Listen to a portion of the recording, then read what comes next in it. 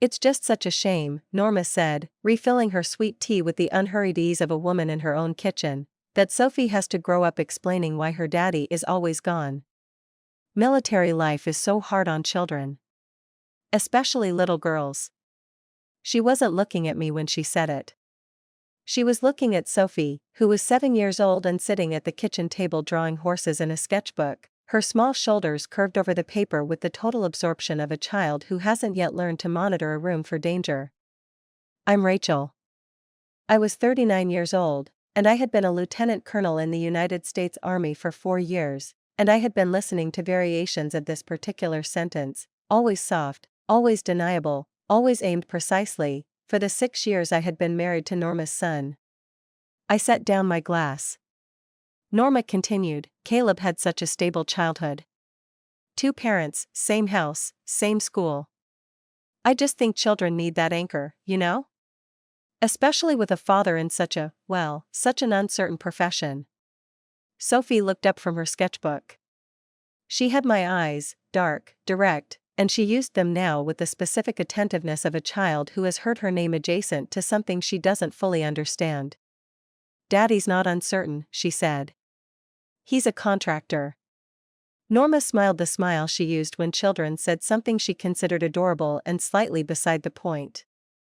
Of course, sweetheart. I looked at my daughter. Then I looked at my mother-in-law.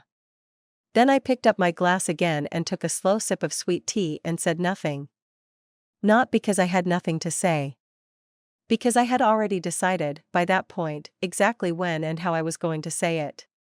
And Norma's kitchen on a Sunday afternoon was neither the when nor the how. What Norma didn't know, what she had somehow, across 6 years of family dinners and holiday visits and carefully aimed comments, never thought to ask, was that I was not a military wife. I was not the spouse of a service member managing a difficult domestic situation while her husband navigated an uncertain profession. I was the base commander at Fort Drayton. I oversaw 4,200 personnel, a $380 million annual operational budget, and a facility that covered 12 square miles of southern Georgia. I had been promoted to lieutenant colonel at 35, one of the youngest in my branch at that rank. I had 2 commendations and a record that my superiors described, in writing, as exceptional.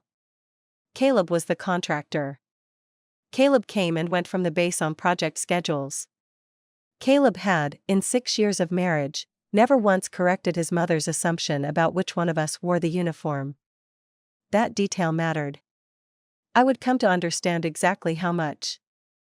Fort Drayton sits 12 miles outside Savannah on a stretch of Georgia flatland where the air in summer carries the weight of a wet blanket and the pines stand so close together they create their own shade. I'd been assigned there 3 years prior, which was what had brought us to Georgia. Before that we'd been in Virginia, before that Colorado, the rotational geography of a military career that Norma had spent 6 years framing as instability. My days started at 0530. Physical training, command briefings, the layered administrative and operational demands of running a facility that never fully stopped. I was good at my job in the way of someone who has been doing one thing with complete dedication for 17 years and has stripped away everything extraneous. I wasn't a natural at the social architecture of command, the glad-handing, the ceremonial appearances, the careful management of visibility, but I was competent at it, which in the Army is usually sufficient. At home I was a different kind of competent. Present but tired. Organized but stretched. I cooked dinner 3 nights a week, helped Sophie with reading homework, attended her school events when the schedule allowed and arranged coverage when it didn't. Caleb handled more of the domestic logistics, drop-offs, grocery runs, the daytime calls from the school when Sophie had a fever. We had built a functional household on a practical division of labor that worked, and I had been careful not to examine too closely whether functional and working were the same thing. The first signal I misread came earlier than I usually admit. 3 months after Caleb and I married, Norma had visited for a long weekend. We'd been living in Colorado then, a 2-bedroom rental near the base, and I had been a major with a demanding schedule and a marriage new enough that I was still learning which parts of myself required protection. Norma had arrived with opinions about the kitchen organization and the neighborhood and the school district we'd eventually need, and I had absorbed each one with the patient silence of someone still deciding how much energy the relationship warranted. On the second evening, she and Caleb had been talking in the living room while I finished the dishes. I heard her say, quietly but not quietly enough, "She's very capable, Caleb. Very driven. Just make sure you're not disappearing into her career." I stood at the sink with my hands in the warm water and I felt something uncomfortable move through me that I named, in the moment, as irritation. I didn't name it as a warning. Looking back now, it was the clearest statement of her entire position, delivered within 72 hours of my becoming her daughter-in-law. She had assessed me, my rank, my schedule, my professional identity, and decided I was a threat to her son rather than a partner for him. Everything that followed was an elaboration of that assessment. I didn't tell Caleb I'd heard. I decided it was early days, that she needed time to adjust, that first impressions in new family dynamics were provisional. I filed it under, give it time. I would give it 6 years. The pattern that developed was consistent enough that I eventually stopped registering each instance as individual. Norma's comments about military life were never about the army as an institution. She was too strategic for that, and besides, Caleb's father had served briefly before she met him and she maintained a performed respect for service. Her comments were always framed as concern, for Sophie, for Caleb, for the difficulty of the lifestyle, for the toll that ambition took on families. She never said you are a bad mother or you should be home more. She said it's just such a shame and children need stability and I worry about what all this moving does to a little girl's sense of home. Each comment was individually defensible. Collectively, over years, they assembled into a verdict. What I didn't understand then, what I was only beginning to understand by the time of the kitchen conversation, was that Caleb had never told her. Not what I did. Not what I commanded. He referred to my job in the vague, minimizing language of someone embarrassed by a disproportion he hadn't chosen. Rachel's at the base, Rachel has work stuff, Rachel's dealing with something on post. He had allowed his mother to construct an image of me as a military spouse, present absent, career disrupted, slightly overburdened, and he had not corrected it. I hadn't corrected it either. I want to be honest about my own contribution. I had told myself it wasn't worth the energy, that Norma's opinion of my rank was irrelevant to my actual life. What I'd really been doing was avoiding a confrontation with what Caleb's silence meant. Because if I pushed on that silence, I'd have to look at it directly, and looking at it directly would require me to ask questions I wasn't ready for. Sophie came home from school in March with a drawing she'd made in art class. A figure in green and brown at the center, surrounded by smaller figures, with a building in the background that had a flag in front of it. Her teacher had asked the class to draw their family at work. Sophie had drawn me. At the base. With my rank insignia rendered in crayon with impressive 7-year-old accuracy, she'd been watching me dress for work her entire life and she knew the uniform the way children know the details of their parents' daily existence, without having been taught. I put the drawing on the refrigerator with a magnet shaped like a star. 2 weeks later, Norma visited for spring break. She stood in our kitchen the first morning and looked at the drawing with the attentiveness of someone seeing something for the first time, her eyes moving over the insignia, the flag, the building. She said nothing about it. But something in her expression shifted, a recalibration, subtle, quickly suppressed. She said to Sophie that afternoon, "Your drawing is so sweet." "Is that Mommy at her office?" "That's Mommy at the base," Sophie said, with the mild correction of someone stating a plain fact. "She's the boss of everyone there." Norma laughed. The laugh she used for things she'd decided not to take seriously. "Well, aren't you a proud little girl?" I was in the doorway. I watched Norma's face after the laugh, the way it settled, the small tightening around her eyes that she controlled very quickly. She glanced at me then, and the glance was different from her usual ones. Shorter. More contained. Something had shifted in her understanding. She didn't know the specifics yet. But Sophie's drawing and Sophie's correction had introduced a doubt into the version of me she'd been operating with. What I noticed, and didn't mention to Caleb, was that after that visit, Norma started asking different questions. Not to me. To Caleb, in calls I was adjacent to but not part of. I caught fragments. What exactly does Rachel do day to day? How many people report to her? Is she actually running things, or is there someone above her on post? Caleb's answers, from what I could hear, were still vague. Still minimizing. Still the answers of a man who had made a long-term habit of keeping two parts of his life from fully intersecting. I started paying attention to the habit. It wasn't new, I realized. Caleb compartmentalized as a default his work, his family, his friendships, his marriage. He managed each relationship in a separate register, presenting a version of himself calibrated to each context. I had always interpreted this as introversion, as the natural privacy of someone who didn't like to perform. I was starting to understand it differently. There was a dinner in April, at a restaurant in Savannah. Norma, her friend Diane, Caleb, Sophie, and me. Diane was a woman of 61 with the social confidence of someone who had spent decades in Savannah's particular version of old money hospitality culture, and she had Norma's same quality of warm, precise assessment.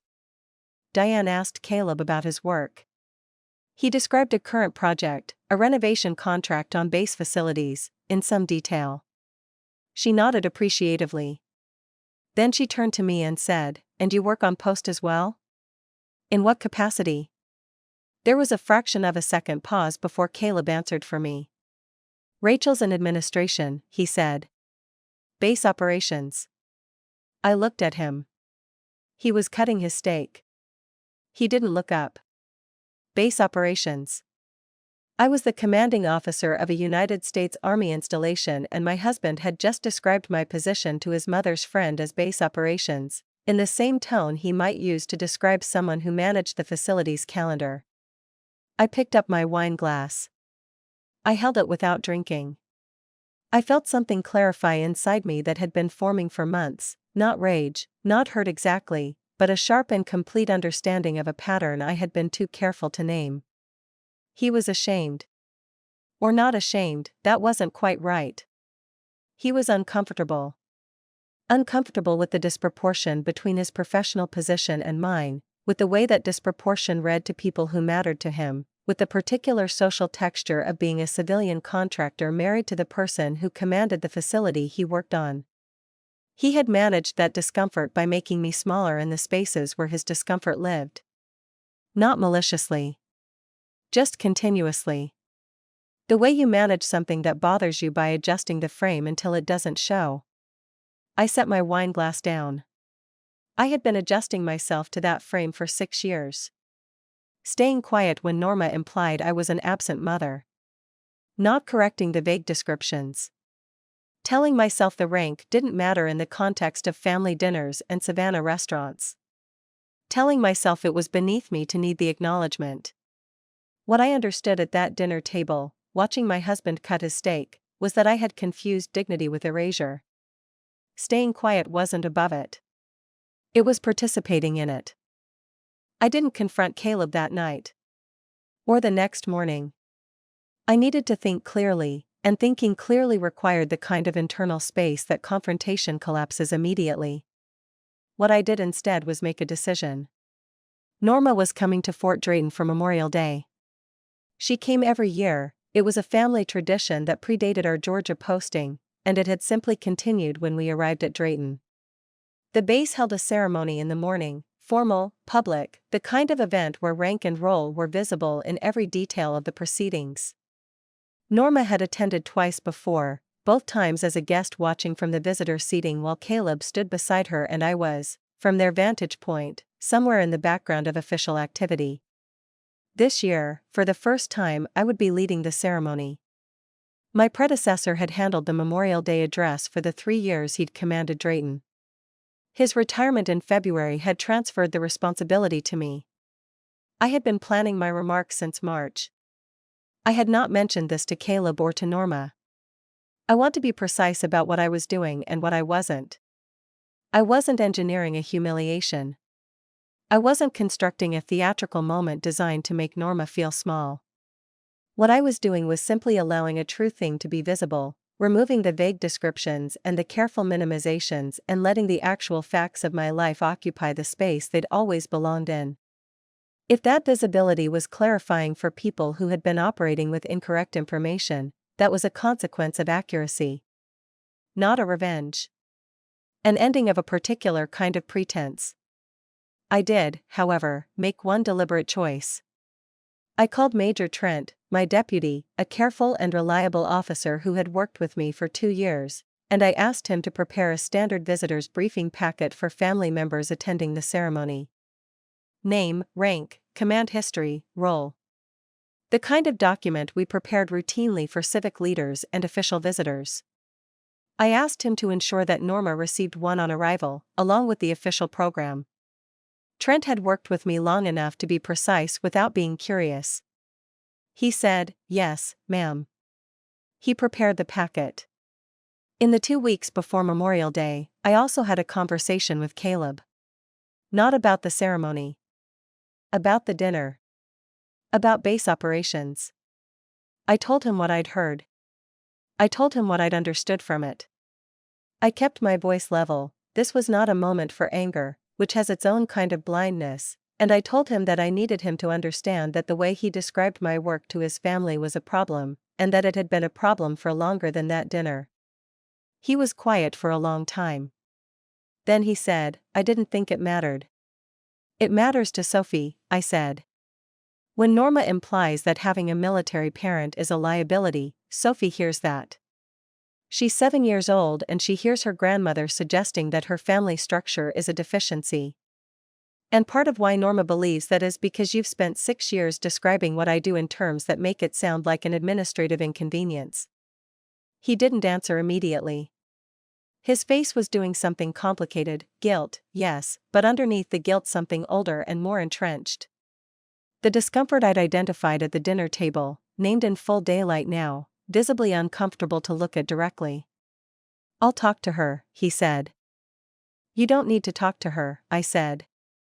"Memorial Day is in 2 weeks." He looked at me. I looked back. He understood something from my expression, not the specifics, but the shape of it. That something was coming that would make the conversation he'd been avoiding unnecessary. He nodded. Once. And we didn't discuss it further. Memorial Day at Fort Drayton began at 8 a.m. The ceremony was held on the main parade ground, a broad expanse of clipped grass between the administrative buildings and the memorial wall, where 312 names were inscribed in granite. The stands held approximately 400 people, families of personnel, local officials, veterans groups, community members. The May, Georgia morning was already warm, the air carrying the particular quality of a southern summer beginning to announce itself, the sky a clean pale blue above the tree line. Norma and Diane arrived together. Caleb had collected them from the hotel and brought them to the family seating section on the south side of the parade ground. I know from Caleb's account later that they were handed the briefing packets at the entrance by a staff sergeant who welcomed them and indicated the program would begin shortly. I was not present for Norma's first reading of the packet. I was in the command tent behind the staging area, reviewing final details with Trent and going through the order of the ceremony. I had done this before, not at Drayton, not as the commanding officer, but I had participated in enough formal military ceremonies that the ritual was embedded. The uniform was pressed. The remarks were prepared. The day was simply what it was. At 0830 I walked onto the parade ground.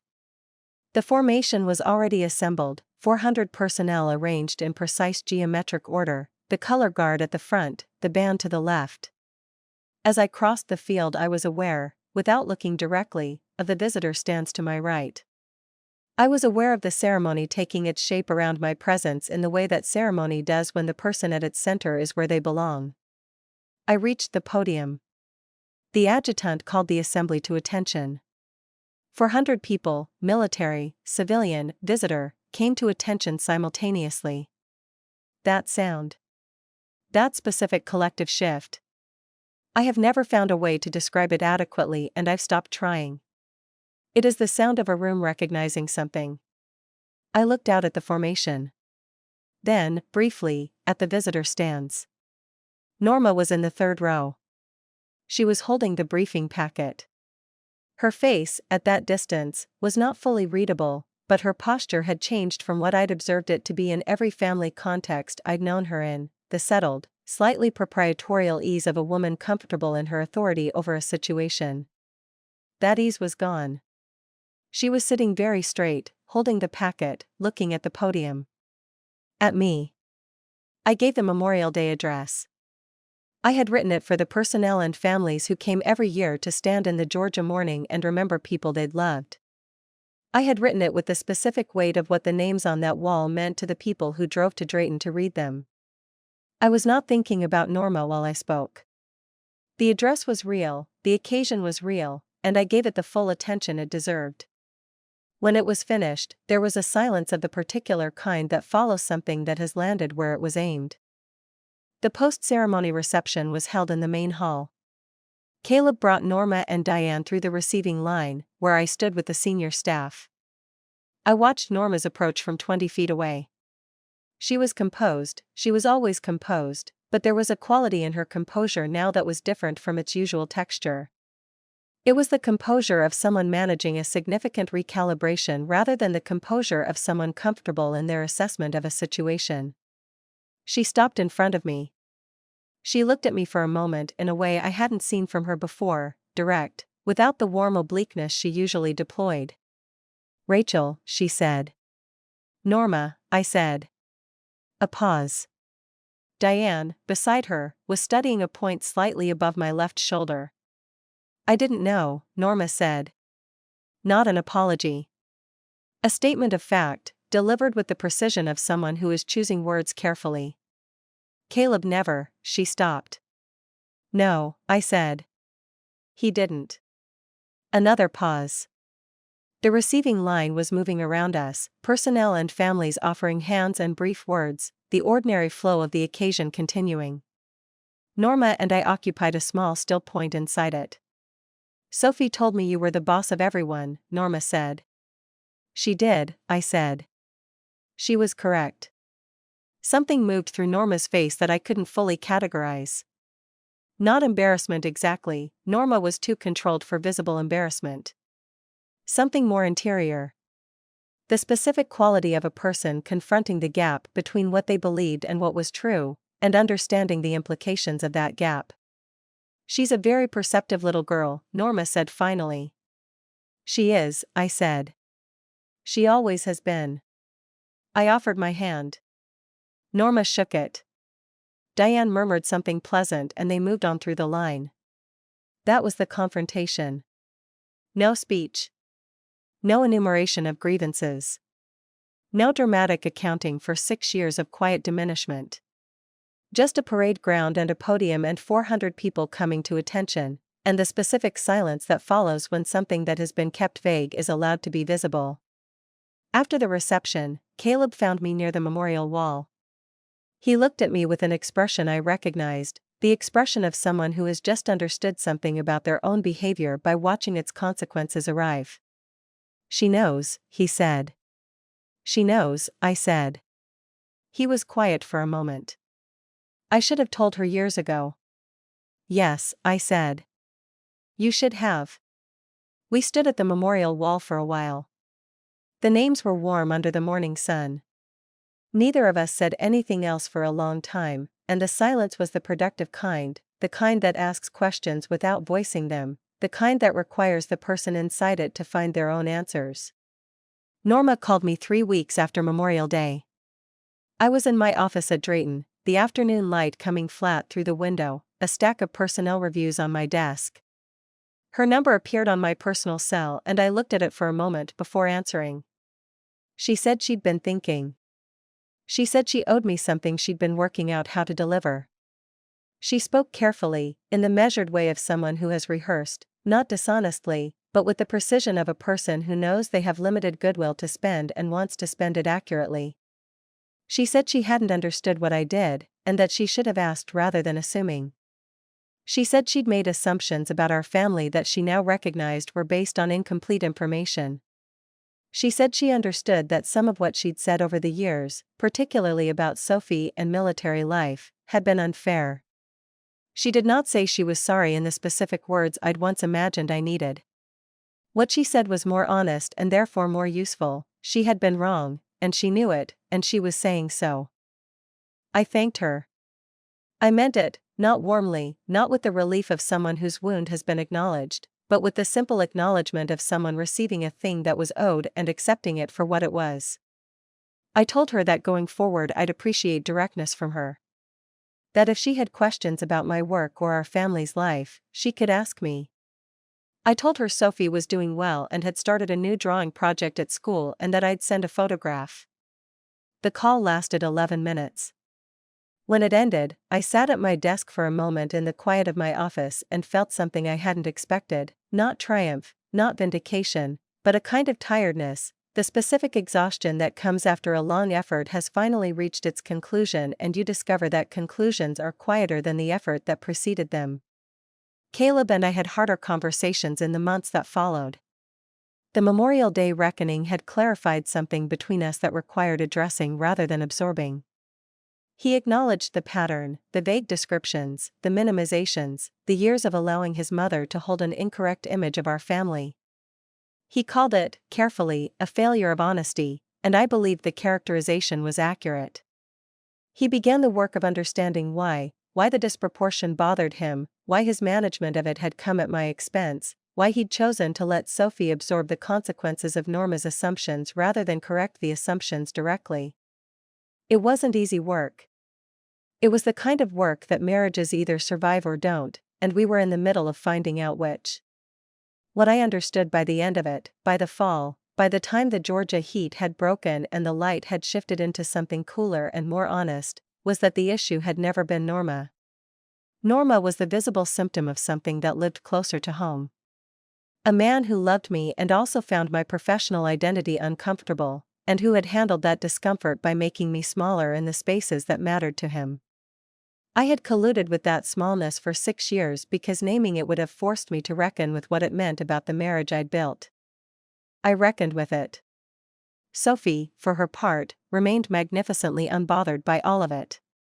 She finished her spring drawing project, a series of horses in various landscapes that her teacher displayed in the hallway, and started asking whether she could visit the base stables on weekends. I arranged it. She met the horses with the same directness she brought to everything, and the horses, to their credit, seemed to find her entirely acceptable. One Saturday morning in October I was watching her brush one of the stable horses, a gray mare named Atlas who had developed an obvious preference for Sophie's company, and Sophie said, without looking up from her work, "Grandma called me last week. She asked about my drawings." I said that was nice. She said she was sorry she hadn't asked more before, Sophie said. She kept brushing. I told her it was okay. I looked at my daughter and thought about the word enough, how rarely we apply it to ourselves, how much energy we spend in its absence. Sophie had already forgiven more generously than the offense required, because she was 7 years old and the offense hadn't been aimed at her with sufficient precision to leave a lasting mark. I was 39 years old and I was still learning how to be that free. The gray mare turned her head and looked at me with the large, unhurried patience of an animal that has seen considerable human confusion and has opinions about none of it. Sophie kept brushing. The October morning was cool and clean and entirely sufficient. I drove us home through the Georgia pines, Sophie in the back seat talking about Atlas, the base visible briefly through the tree line as we passed, the flag, the buildings, the 12 square miles of something I had built my life around. It looked, in the fall light, like exactly what it was. Not larger. Not smaller. Real. What Norma's behavior across 6 years reveals, when you trace it carefully, is a dynamic built entirely on information she'd never been given and never thought to seek. She had constructed a comprehensive assessment of Rachel's role in the family: insufficient mother, absent partner, career prioritizing woman with misaligned values, from a foundation of deliberate vagueness that Caleb had maintained and Rachel had allowed. The cruelty wasn't intentional in the conventional sense. It was the cruelty of certainty in the absence of curiosity. This is worth sitting with. Norma never asked Rachel directly what she did. Across 6 years of family dinners, holidays, and visits. Across 6 years of commenting on military life's toll on families and children, she had never once asked the woman sitting across from her, "What exactly is your role?" That absence of curiosity wasn't accidental. It was structural, the natural behavior of someone who had already decided what Rachel was and had no use for information that might complicate the verdict. What the Memorial Day ceremony accomplished wasn't a humiliation. It was a correction of the information environment, the removal of the vagueness that had allowed Norma's assumptions to operate unchallenged. Rachel hadn't attacked Norma's position. She'd simply occupied her own, fully, in a context where its dimensions were visible and measurable. The briefing packet, the address, the 400 people coming to attention, none of it was aimed at Norma. It was aimed at accuracy. Norma happened to be present when accuracy arrived. The more complex accounting belongs to Caleb.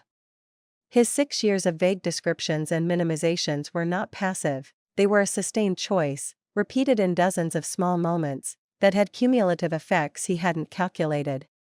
His discomfort with the professional disproportion was understandable. His management of that discomfort at Rachel's expense was not.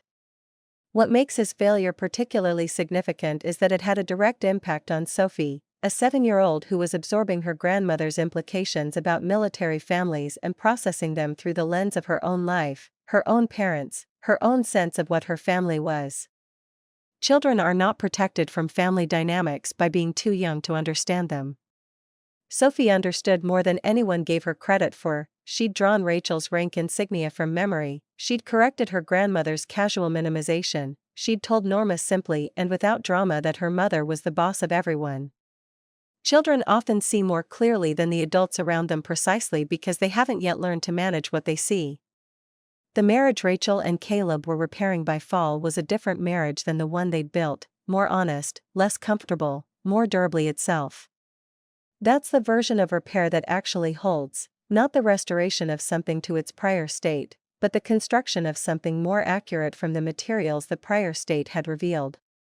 What strikes me most about this story is how long Rachel carried the weight of other people's incomplete picture of her, and did it without complaint, telling herself it was beneath her to need the acknowledgement. There's something both admirable and costly in that kind of restraint. The thing is, it's not weakness to need to be seen accurately. It's not vanity to want the people in your life to know who you actually are. Rachel had spent 6 years calling her own silence dignity. But there's a difference between choosing not to perform your achievements and allowing yourself to be systematically diminished. One is self-possession. The other is self-erasure dressed up as strength. She found that line eventually. Her daughter had been showing her where it was all along.